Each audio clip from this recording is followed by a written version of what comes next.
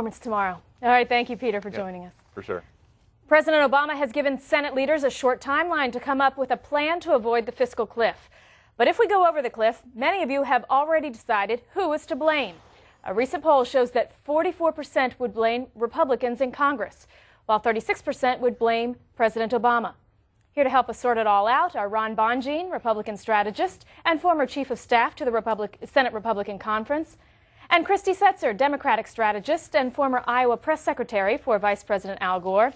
Ron, you saw that poll that we just showed you on who gets the blame for this, according to Rasmussen. Does this give President Obama maybe some breathing room to hold out for perhaps more taxes on those high-wage earners? Because if we go over the cliff, so be it. It's going to be worse for Republicans. I don't think either side wants this to happen. I think President Obama does not want to give an inaugural address with the country in fiscal financial ruin, and Republicans don't want to go over the cliff either. You want to start out in a new Congress, in a new year, on the right foot with a bipartisan agreement. That's why I'm a little bit more confident that we'll have a smaller deal, hopefully before New Year's.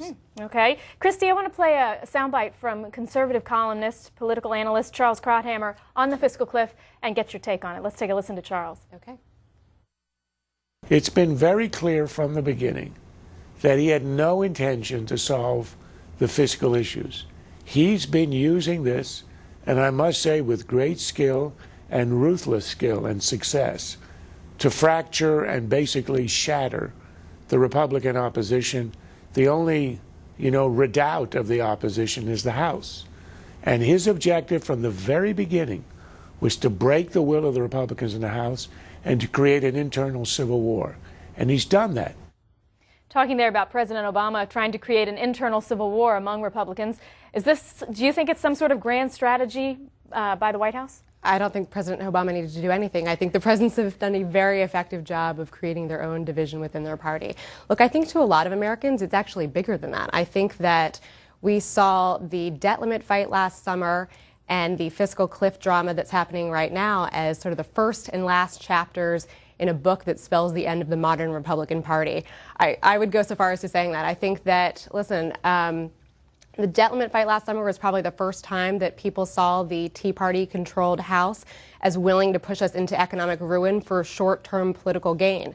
And they were wrong. They lost in November fairly resoundingly. And yet there are still members of John Boehner's party that are willing to double down on their mistakes and push us into economic ruin again.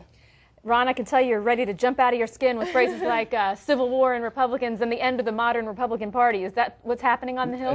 Not at all. I think right now what we're dealing with towards the end of these last couple of days now is a deal over tax rates. Republicans are trying to save as many taxpayers as possible from taxes rising. Once we get into next year, President Obama loses his leverage over tax rates, which he called a political mandate. We will be fighting for spending cuts and entitlement reform, and that's the price of admission for a debt ceiling increase. That's the price of admission for getting rid of the defense cuts, sequestration issues. We'll have tremendous leverage, and I can tell you the Democrats need to be very careful about the overreach here. They have leverage right now on the tax rates. That goes away next year. Let's play a little what-if game with both of you. What if there's some sort of stripped-down package in the Senate that can get through the Senate? Then what kind of position does that put John Boehner in the House? Does he go along with it? Does he not? Does he really hold firm that, we've got to get the rate higher, the level higher for tax rates, $400,000 to $500,000, even up to $1 million? What's John Boehner's play here? Christy, we'll start with you. I think he's already shown that he's abdicating his responsibility in these negotiations. He's already basically said, look, it's up to you guys in the Senate. We'll, amend or look at whatever it is that you have passed, because he's already failed within his own party. That was obviously the disastrous Plan B vote that he couldn't even bring to the floor. So I would say that if he does amend it at all, he has to amend it very little, realizing that the power here is with the Democrats on this issue. Ron?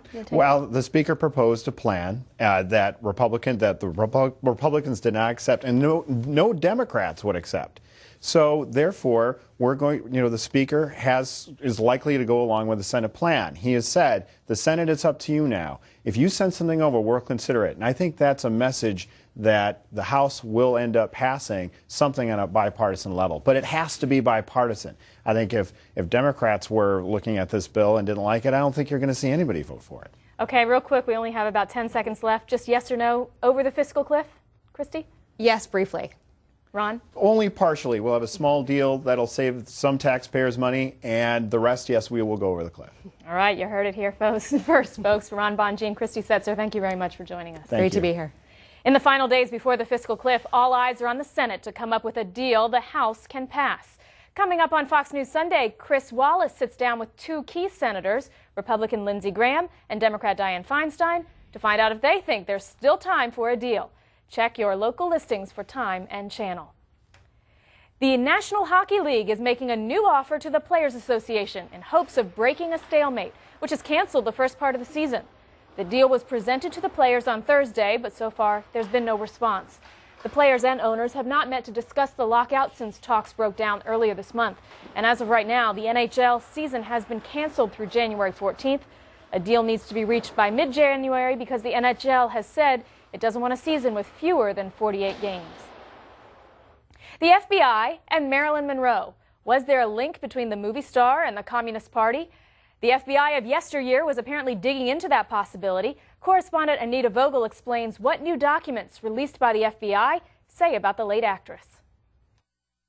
The FBI releasing new information about actress Marilyn Monroe. According to the records, the agency was monitoring the movie star for possible ties to communism. She had a lot of high-profile friends, so she was always under a lot of media scrutiny, but more so because of the people that she was hanging out with. And some of these people were possibly connected to the Communist Party. A large section of the file